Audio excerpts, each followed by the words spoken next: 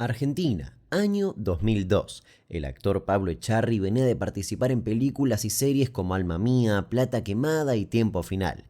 Además, su separación de Natalia Oreiro y su nuevo romance con Nancy Duplá habían sido un tema de conversación habitual en los programas de televisión. Era normal verlo dando entrevistas frecuentemente y siendo tapa de numerosas revistas del mundo del espectáculo. Era un ícono de la época. Pero como ya hemos visto en muchos otros videos de este canal, esos años fueron muy difíciles para el país. Veníamos de superar una de las peores crisis económicas de nuestra historia y el corralito aún generaba incertidumbres y malestar.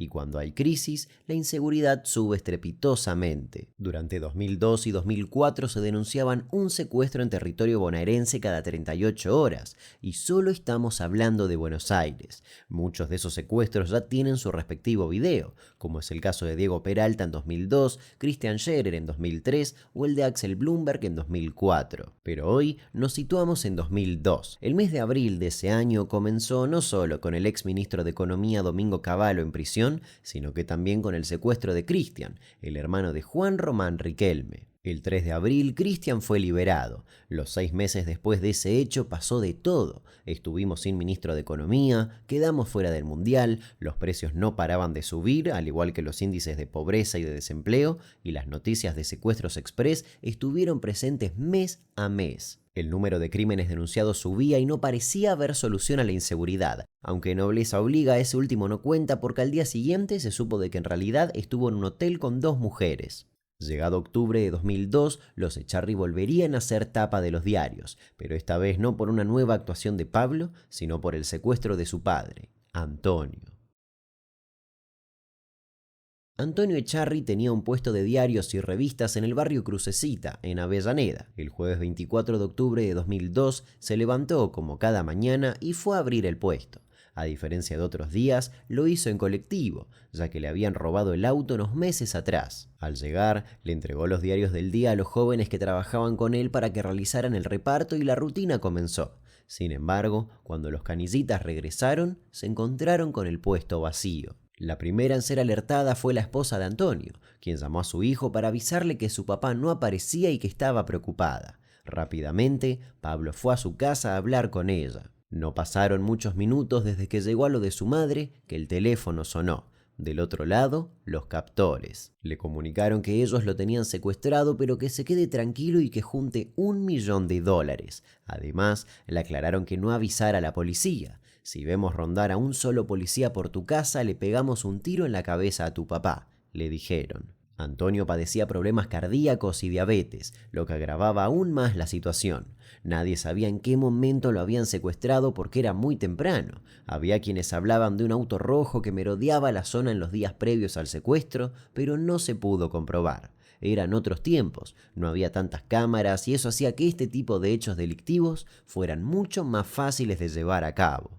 Si bien Pablo aceptó no dar aviso a la policía, tal cual habían pedido los captores, sí consiguió ayuda de la Agencia Federal de Inteligencia. La mañana del 25 de octubre, la noticia ya había corrido como pólvora. Mientras tanto, se lograba negociar y bajar la cifra del rescate a $200.000. El club independiente, del cual era hincha Antonio, ofreció la recaudación de un partido para pagar el rescate. Los 3 días siguientes fueron caóticos. En los medios solo se hablaba de eso. No voy a hablar, no voy a hablar. Nada, conté las cosas que sucedieron adentro de la casa. ¿Escuchaste? ¿Vos? No escuché. Muchos periodistas, con tal de tener un poco más de rating o de hacer creer a la audiencia que tenían información privilegiada, decían al aire cosas que ni siquiera eran reales. Por ejemplo, decían que Antonio había muerto o que Adrián Suar le había ofrecido dinero a Pablo Echarri. Una de las versiones es que se les murió. Que en el interior de ese vehículo, en el baúl, había un hallazgo macabro. ¿Está vivo, Antonio? La señora Duplá está pidiendo un adelanto en Polka. ¿Un adelanto cuánto puede ser? Unos pesos para colaborar con el chanchito, digamos. Sí, yo estimo que más de 10.000 pesos no creo que sea. Recordemos, y esto no es ahora para hablar mal de Polka ni nada por el estilo, que Polka se caracteriza por no pagar mucho a sus artistas. Adrián Suar se comunicó telefónicamente con él, se puso al servicio, obviamente, de la familia Echarri y además le dijo, mira, Pablo, si tenés dificultades económicas, contá con la ayuda que necesites. Yo te doy dinero, vamos a hacer una colecta entre todos. Y todo lo que decían repercutía en el secuestro. Los captores veían la televisión y también se guiaban por eso, como se pudo comprobar en varias escuchas telefónicas que salieron al aire, donde los mismos secuestradores le decían a Pablo que le pida plata a Suar. Entre dólares. Bueno, ¿cuánto? Dale, te das las cosas, dale, loco. 130.000 mangos. ¿$130.000? No, no te dio una gamba al chueco, loco, dale. No, la terminamos, dale. No le des bola a la gilada. Dale, no le des bola a la gilada, te lo pido por favor. Al aire, yo recibí una comunicación a mi celular y me dijo, Luis, no des más información porque los captores te están viendo. ¿Estás trabajando para quien no querrías trabajar? Exactamente. Hace 30 segundos exactamente, se comunicaron y dijeron que subían la cifra. Otros incluso llegaron a inventar audios de Antonio.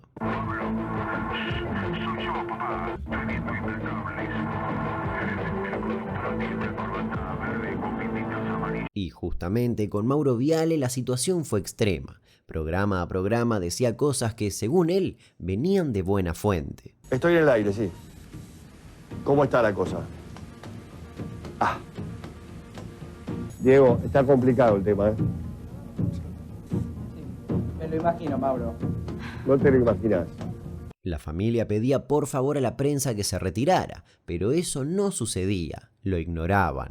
Que lo ayuden retirándose, retírense, por favor. Dificultan todos bien. Están dificultando todo, chicos, por favor. Esto es un mensaje de Pablo Echarri a su padre, a mi viejo.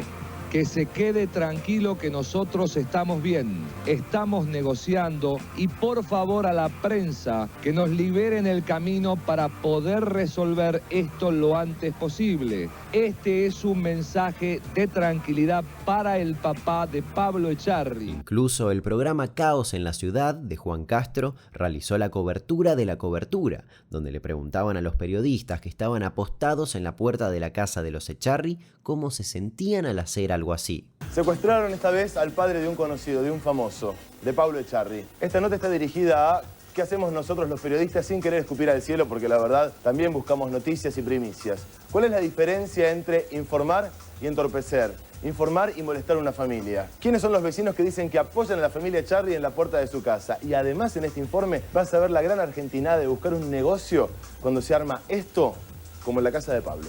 ¿Qué pasa cuando te toca como camarógrafo estar detrás de las salidas de Pablo Echarri y su familia y ellos no quieren hablar con los medios? Y te sentís completamente incómodo. Tengo que ser sincero y decir la verdad, me siento muy incómodo. No me gusta estar en un lugar donde puedo contribuir a que no se solucione. Cuando participan en un caso de secuestro extorsivo como este, ¿colaboran con la liberación del secuestrado o pueden embarrar la cancha? Y seguramente puedes embarrar la cancha, pero está en vos. ¿Es decisión de los cronistas estar acá? No, definitivamente no.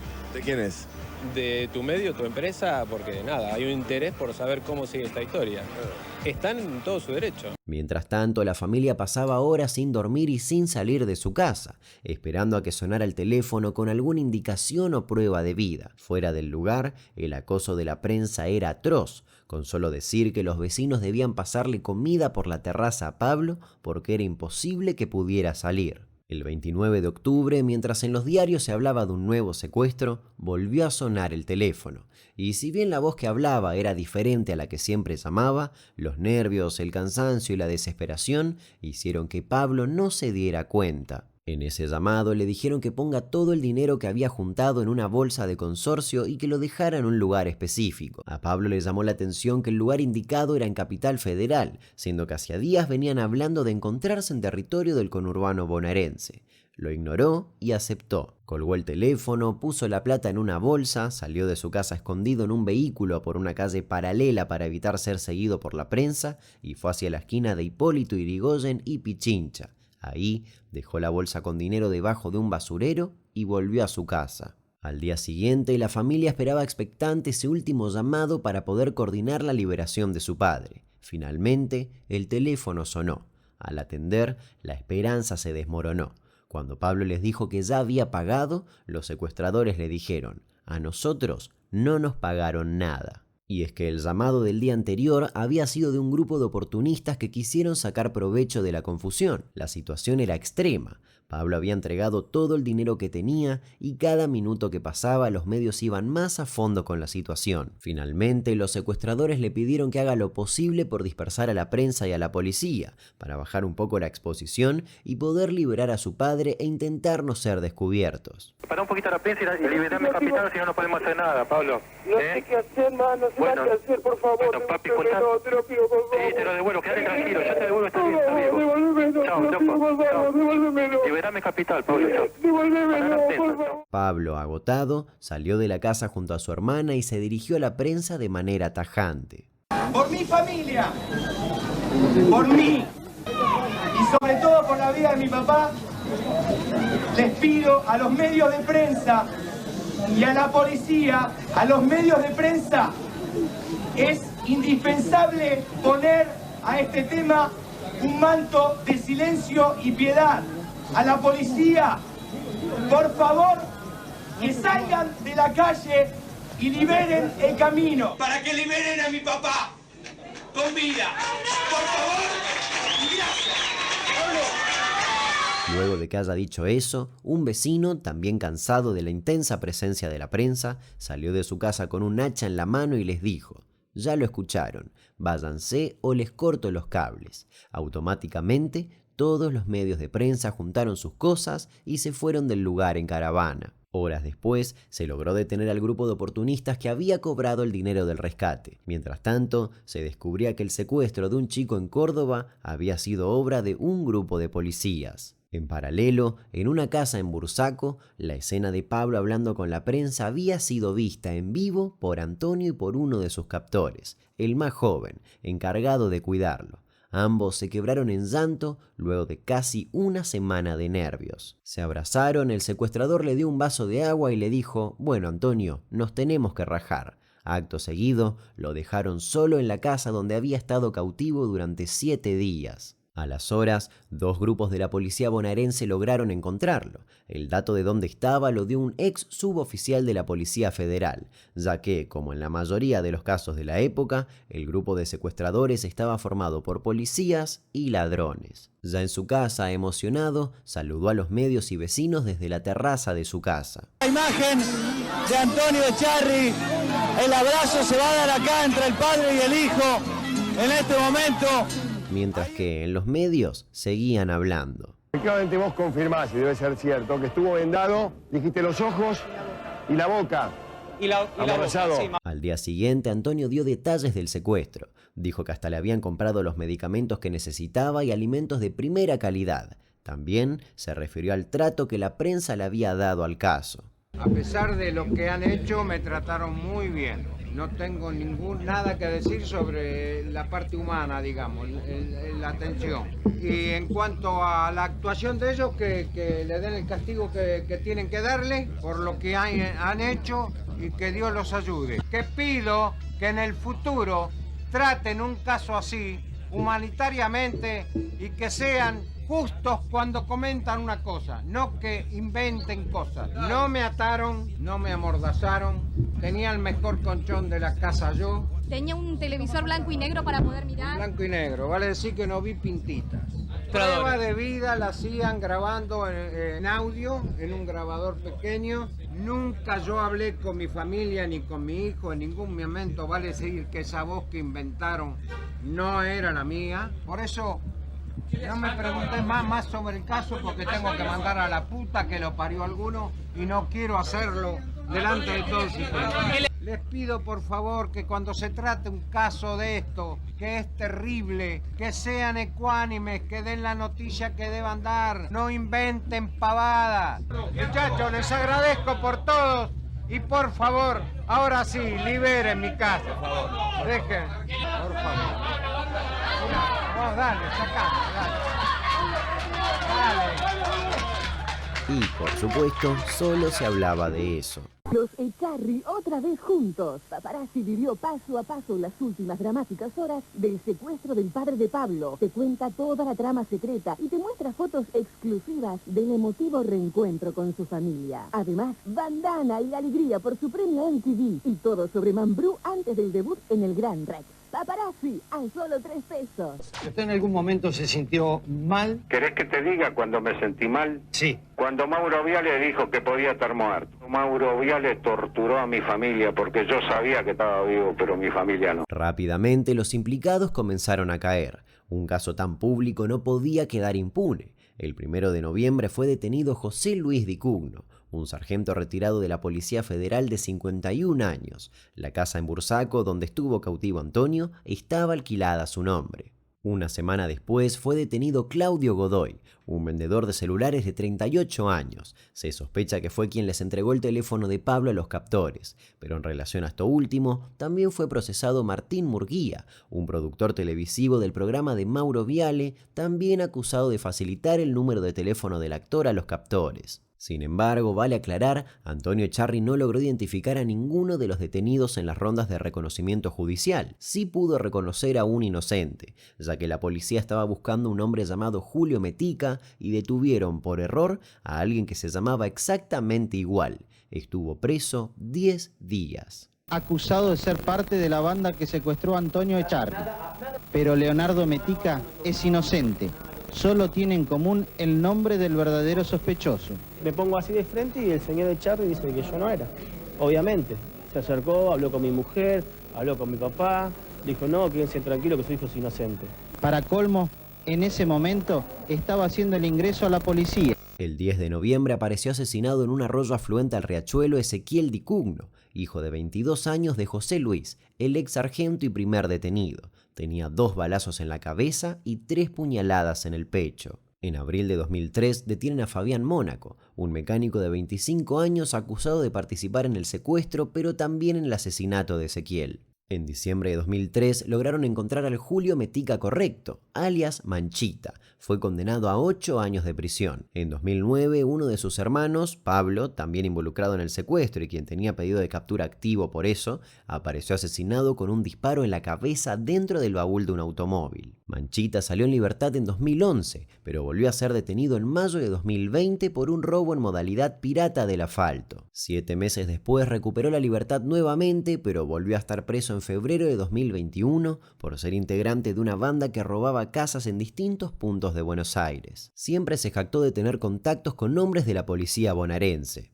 Mientras estaba detenido en 2020, fue denunciado por intentar abusar sexualmente de una niña de 14 años en la isla Maciel. La causa no avanzó y el acusado realizó una contradenuncia contra la madre de la víctima por robo, que derivó en un allanamiento y detención de la mujer. El último detenido por el caso Echarri en 2004 fue el uruguayo Juan Esteban Torres Maciel, que estuvo 18 meses escondido en una vivienda en Avellaneda. Todas las condenas fueron de los 8 a los 18 años, ya que en varios casos se le sumaron otros casos de secuestro. En 2009, y luego de una tomografía, Antonio se enteró de que tenía cáncer terminal. Horas después de recibir esa noticia, Pablo se enteró que su esposa, Nancy Duplá, estaba embarazada de su segundo hijo. Meses después, el 4 de noviembre de 2009, a sus 73 años, Antonio Echarri falleció. Esta casa de velatorios para justamente acompañar a Pablo Echarri, a quien aplauden, sabiendo que se encuentra realmente muy conmovido. Y cabe destacar que la enemistad entre Pablo Echarri y Mauro Viale nunca desapareció. Me mandas un beso, Mauro Viale, lo ves todas las mañanas. Tengo entendido que te levantás temprano para vernos todas las mañanas. ¿Es verdad eso? No, es absolutamente mentira. Mauro, jamás te vería en mi vida. Mauro, jamás, lo sabés. O sea, quiero que lo sepas. Lo sabés y está bueno que lo puedas saber de mi parte. O sea, creo que ya te he visto bastante. Te mando un cariño, chao. El cariño te lo podés meter debajo del calzoncillo. Sos un actor de 4ª categoría. Yo no te vi nunca en mi vida en el cine. Las cosas que hiciste por televisión son horrorosas. Jamás te vería más en mi vida yo a vos. Todo lo que hiciste con el pobre secuestro de tu padre, que lamento mucho, fue una chantada. Te fue muy fácil echarme la culpa a mí. Él se enojó, porque yo le cubrí el secuestro del papá, que lamento mucho. Y yo tenía la información precisa. Efectivamente vos confirmás, y debe ser cierto, que estuvo vendado, dijiste los ojos y la boca. Y la boca, sí, Mauro. No me ataron, no me amordazaron. Yo tenía la información precisa.